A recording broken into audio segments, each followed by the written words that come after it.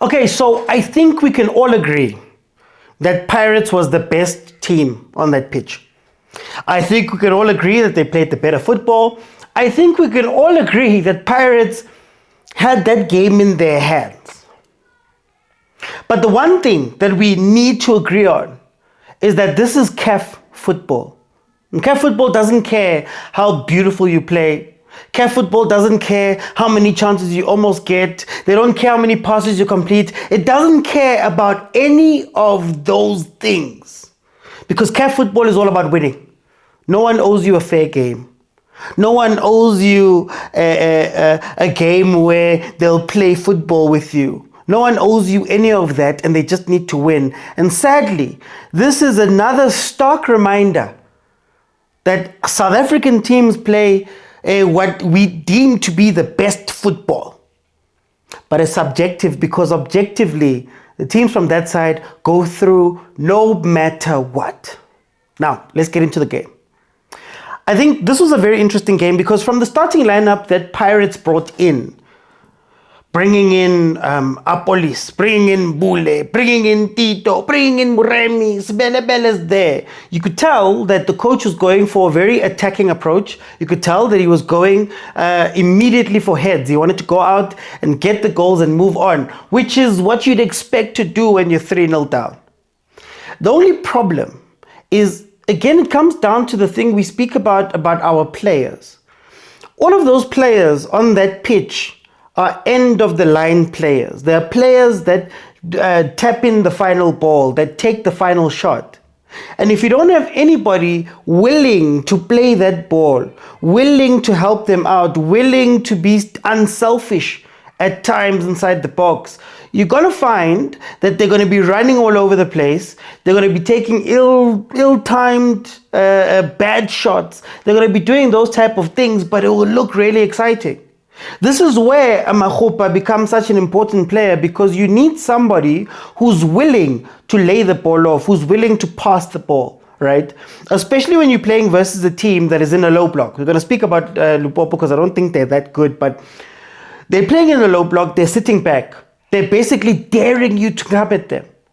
And if we're being honest, the approach that Lupopo gave was the one you needed to give. Arrive, sit back, and frustrate.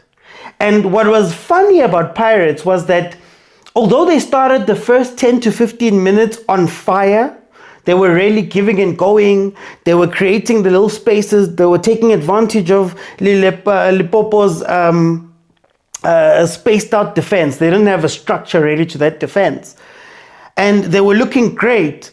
After the 15th minute, it's almost like they got frustrated and decided that we're just going to start popping balls in. So they were doing these half crosses into the box, and you're watching Muremi taking on a skyscraper every single time. And you're thinking to yourself, what is the point of this? And if this keeps on, what happens as you go along in this game and you get even more frustrated? Right? People are going to complain about the DRC players, the Lupopo players lying down and playing to the referee and simulating and doing all of those funny things. But that is what you do when you go away and you're trying to get into people's heads. You know, it got them the red card, something we've spoken about with Orlando Pirates, to say, but guys, Nialwa. That's fine. In that result, you want to go win. But you have to be smart. So if you look at that red card, Nemtangel, I think it was, scores the goal. He takes the ball, the guy shooters the ball from him. Right? That's the first offense. That's when you look at the ref and go, Mara ref, what does he try to? He tries to swing. Right? Then they do the headbutting. Then out of nowhere, Muremi, who's already on yellow card, got a yellow card for no reason, already on yellow card, comes in and pushes the guy. Now, Amareta Pumil. Mind you, the guy who instigated is not off, because he realized that all I'm doing is provoking you to hit me. Then I can lie down and act. Now we've forgotten that there's two instances where he should have gotten the red card. But this is where your emotional intelligence, your maturity has to play into these games, because that's where they start beating you mentally. The whole thing that happened afterwards and the guy was dancing around and everything, now it works towards your nerves. And you started seeing even those things when Pirates was in the lead. They score the second goal, Mbutuma, great header, but they score the second goal and then Tito's fighting in the box. And you go, but guys, please focus. Please, this is what African football is. Mbadala, we know this, we've seen this over and over and over again with our different teams, with our national teams, with all of the stuff. It's war. One of the guys who was on my live from the DRC, he came on and he said, guys, it's war, this thing. Lupopo wasn't here to win any game. Lupopo wasn't here to do, they were here to frustrate, they were here to respect. I like that he used the word respect the fixture. That we know we're probably not going to be able to go pound for pound with these people. So we need to use every little bit because that's how hungry we are to get into that CAF Champions League. And sometimes I feel like South African teams become too timid when our football is not working and the thing, now we start blaming. That's playing into everything that's happening. When you go to Lupopo, look, theirs was simple. No midfield play. Everybody's defending. Outside of two that you push up, number 23. Really frustrating because in the first half, if he had controlled the ball a little bit more and played a different football, he could have taken advantage of Pirates, who obviously were pushing Hoto, were pushing Sbelebele, were pushing Udebtangela. So it was left with a 3. And every time Lupopo countered, they were actually giving Pirates some headaches. They won a corner. They got a shot on target that Chain had to save towards the corner of his thing. So if they played a little bit harder, you wonder what might happen with the Pirates game. But if we're being honest, that defense did not know what to do. I always say, low block is not a numbers game. Low block is not just about how many people you can put into the box. Low block is about being coordinated. 2 backs of 4, a 5 and a 3, where you just shift and move around in order to close up those spaces. Pirates was carving them up in the first 10 minutes. It's just that no one wanted to take the final responsibility, or there was nobody who was willing to lay it off for another person. So Lupopo's defense, even in the second half, they decided to go forward. If you noticed, they decided to push 3 or 4 players up. And Pirates, if they just had a little bit more urgency, could have gone back and scored a couple more goals on the counter versus that Lupopo team. They were all over the place. They were open. I spoke in the beginning of my live about the space is going to come at the top of the box. That is where you have to look for your shots. That is where you have to look for those things because they're defending way too deep, right? And they were just trying to hold on. Lo and behold, Pirates in the final dying minutes of the game goes and wins. Now here's the crazy part, and I think it goes towards South African arrogance as well. Oh, let me speak about myself. I'm thinking, we know Chain generally does well. We know Pirates generally does well in penalties. They're used to it to a degree. But the guy who had come on from the DRC literally said to us, these guys win their games via penalties. They win their clubs via, they're a penalty team. So thinking that you're going to get past them just because doesn't mean you will, because they actually do this. This is how they win. Which made me think again about maybe the arrogance that I had to think, it's done, this game, it's over, it's finished. Pirates has now completed that upset, right? Obviously, Hoto misses his penalty, and ultimately Mbutuma misses his penalty, and that is why this Lupopo team wins. But I think, again, we need to really speak about our South African teams and lacking that last bit of something to get them through. For those who might think that I'm only saying this because of Pirates, we say this about Sundowns all the time. We say that Sundowns goes into finals, it gets into finals and semi-finals of the CAF Champions League, and they can't hold their nerve for the last 10 minutes. They can't do the ugly things. They can't, waste time effectively. They can't, do all of those things. Watch all of the teams. The guys win at home, and then when they come here, they don't mind going for a 0-0 draw where they do nothing for the entire game. And that is what I think Lupopo came here to do, which is their right. They're 3-0 up.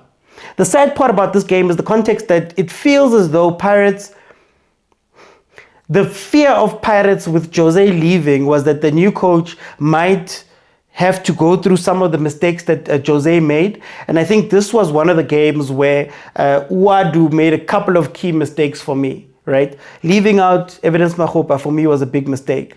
Playing all of those players, Abo Tito, Abo Mbula, I've spoken about Mbula and Tito, and then Mbula and Tito and Apolis, and the individuality of all of the players all wanting to do their own thing. I think that came to the fore in this game. The mistakes that he made, sort of trying to play all of his weapons. You know, sometimes you try and play every single weapon you have, and that is ineffective to maybe keeping it for a little bit, sussing out the game, being a little bit more structured, and we kind of left them to run around and try create chances. Back to what I speak about with Chiefs all the time, that yes, you're running around, yes, you're doing that, but what are the quality of the chances you're making? Are you repeating any actions that are showing you that, okay, you've done some research on this team, you've got some ideas of how to do it, you know how you're going to score? I think Pirates wasn't quite necessarily sure how to score, and you saw it at different times. Luckily for them, you know, Apoli steps up and does what Apoli does, but you have to ask those questions. Another thing that stood out for me, especially with the whole psychological warfare thing that I was speaking about with those guys trying to provoke Pirates. Obviously, I spoke about the Moremi card, the red card, because guys, you have to be a little bit more clever. You've got a yellow card already. Why are you going to go fight? Call somebody else to go fight if that is what you want to do in that moment. We've seen Tito as well lose it a little bit. And then the big one, which was very weird and maybe highlighted something else, that Pirates is a youngish team, was the penalties. You know, before the penalties were taken, Mbogazi seemed a little bit unsure of what to do. They kept calling the other guys. They kept speaking to the other guys while the toss was happening. And the other guy, you could tell that, okay, he's a little bit calm. They're sitting there. They're used to this, right? I'm not saying that it's a big thing, but I'm thinking maybe now we are looking at a Pirates and we're seeing that, look, they are a young team. They are an inexperienced team to a degree. You know, we are expecting these guys who have done incredibly well to just rise to every occasion and be there for everything. But now you need those little bits of experience around that pitch to say, this is what you do here. This is how you manage the game. This is how you manage that. This is how you do this, right? And maybe OUADDOU regressed into the mistakes that were made by Jose Rivero in his first go-around when Jwaneng knocked him out. Now, unfortunately, this means that Pirates is not going to be taking part in the Champions League this year. We will only have one representative in the CAF Champions League, which is Mamelodi Sundowns, should they win their game. I mean, they're 5-1 ahead. They should comfortably win that game, which is a bit of a downer, especially because you're expecting Pirates to take the next step this year with all the things with all the players they've brought in, with all of the reinforcements they've brought in. You'd expect them to take that next step, which is something that we're unfortunately not going to be able to see. This may give a chance for Pirates to then focus on the league, focus on doing that thing that we've been speaking about. And, you know, I spoke about how you might have to sacrifice one or the other in order to get things done. So maybe this is the green light Pirates needed to make sure that they prioritize the league. What's going to be interesting is how OUADDOU handles this big squad that I think was sort of created for this tournament. And it's going to be interesting to see how he uses the squad, right? It's going to be interesting to see if he's going to go the route of, you know, classic Sundowns, get a first team, play that first team, trust that first team, play them throughout, or if he's going to continue rotating, which hasn't been that great. I think you still have to balance some of the players. Mbule looked a little bit lost in this game today. And again, they were doing this rotating thing. The first time I saw OUADDOU's team play, I said, this would be great. It's going to be great if it comes off. But if it doesn't, now all of these players are moving around, but none of them are actually giving you a progression, you know, forward or giving you a progression into the box. They ended up playing a U on the outside, just doing this on the outside, trying to find a way in, right? And I think they stopped trusting themselves. As I said, they stopped trusting themselves to play the ball between each other, and opted now for sort of a desperation. Right, but Scotini remains a place where anything can happen. You know, to score 3 goals in a home game after losing 3 is not something a lot of teams could do. So Pirates can pat themselves on the back with that. But to be fair, you can't be going out at this stage. And hopefully they learn their lessons and come back next year a bit stronger. Unfortunately, Pirates is out. I'll see you guys tomorrow.